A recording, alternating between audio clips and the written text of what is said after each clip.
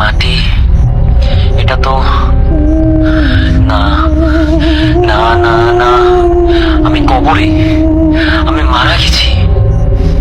এতদিন এতদিন আমি সময় নষ্ট করলাম, নামাজ পড়িনি ঠিক মতো, মানুষের হক নষ্ট করেছি, মিথ্যা বলেছি, প্রতারণা করেছি। ভেবেছিলাম সময় আছে, ভেবেছিলাম পরে ঠিক করে নেব। আল্লাহ, আল্লাহ আমাকে আরেকটা সুযোগ দাও, শুধু একবার।